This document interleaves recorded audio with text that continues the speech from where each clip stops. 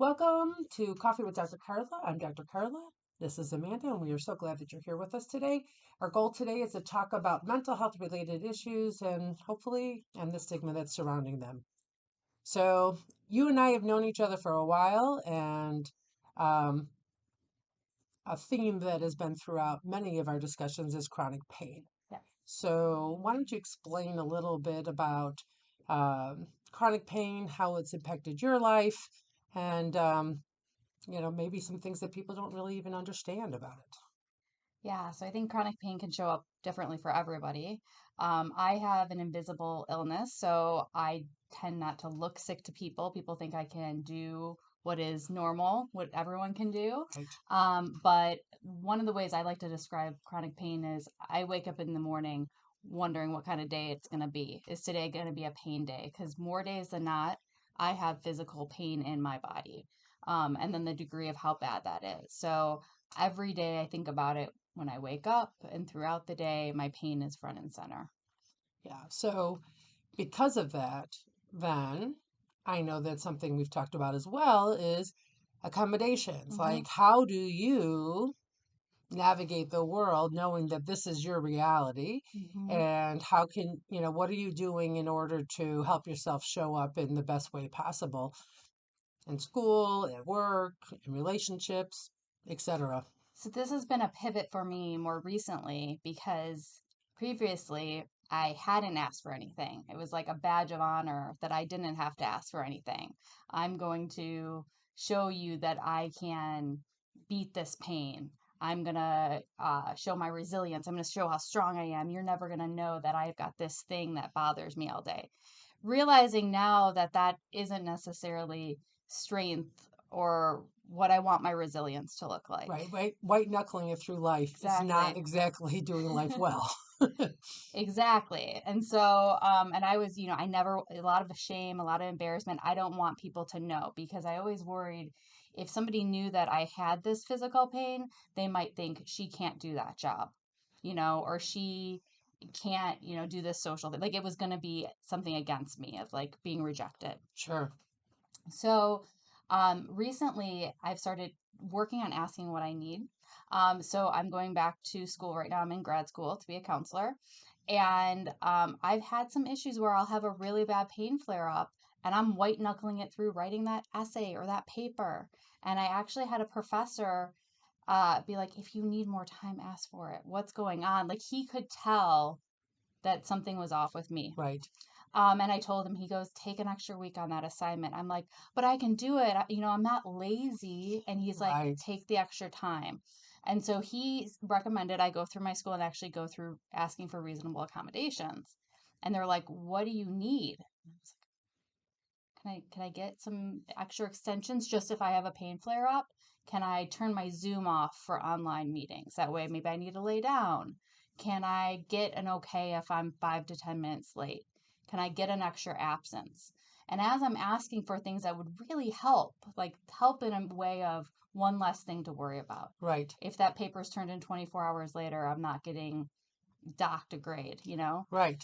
So I asked for it, and the woman I'm talking to, like, yep. Oh, and we're also going to ask for getting you Audible versions of books, and she's throwing all this other stuff. And I'm like, that sounds great. And I started to feel like I was almost taking advantage of them, but I wasn't. I was just asking, like, I'm here to get an education so I can go out in the world and give back. And this is what I need with my health situation. But I will tell you, I sat on the paperwork for weeks upon weeks because it did feel like, did I fail? Am I not good enough? Like that shame is just still so deep. I That had a stigma is alive and well right? I have this professor who he spotted it in me, he saw it, and gave me that permission to ask for what I need, and I did it, but I did it like uncomfortable. But now I'm going into my next fall semester knowing that I've got a little bit of a safety net and that it's okay and that I'm not lazy and I know it won't affect the quality of my work and how I show up. Um, but yeah, so that was a big one, asking for what I need and then thinking about how do I take that into the workplace? What do I need at work? Right. I haven't really thought about it yet. Yeah. Yeah. Um, and then as far as asking for what you need in relationships, So asking for what I need in relationships has been tricky because I'm the type who will hope that you know what I need and then hold it against you if you Because you don't. didn't read my You mind. You're didn't not read a mind my mind. reader, right? Yeah. Um, so my partner had been in a long-term relationship, and my partner had asked me, "Hey, can we make friends with this couple to go to dinner? And can we go to see this play my friend's in? And can we do this?" And I got really overwhelmed because to me, making a plan for anything a couple hours ahead of me is like, am I gonna have to bail last minute? Am I gonna disappoint people? Because it can happen where I do need to cancel. And he was so excited, and I just said to him, I said, can we make some plans with the understanding that I need a ripcord? I need an exit plan. I need to be able to say that day, I'm just not up to it. And maybe you go to the dinner without me, Right. or we're okay to reschedule. Because what I realized, I needed to stop fighting him because he's here with me. Right. Can you come on this journey with me? I want to go do all these things. I want to be sociable, but I need the grace and understanding that that day might not be a good day, and it's not because I don't want to. Right. And so when you can't show up, it's not because you won't or don't want to. It's Hmm. because there's something legitimate behind it. Right. And I would assume that then who you reach out to and befriend, they also have to understand that um, the having to back out is far more complex than simply not wanting to go. And what I've learned is by flaking on people too many times or being a little bit like just kind of not tell you what's going on, like it causes more problems. Yeah. It there's a lack of trust in friendships, or people think you're gonna bail or be flaky, and it actually is easier easier to be vulnerable and lean into that. This is just who I am. This is who I am. So it's this weird acceptance where like I don't want to accept that I'm a chronically ill person, but accepting it me is like how I can move forward. So if I accept that, okay, this is how I am today, or this is how I think I'm going to be for the next few weeks or the foreseeable future, this is what I need, then it's like I can move forward. I'm not holding my breath, white knuckling it through everything. So, what do you think would be the piece of advice you would have for someone who is in a similar situation, right? You know, Hmm. whether it's chronic pain, something that people can't see, or maybe it's something really obvious, Hmm. maybe that they can see what it is.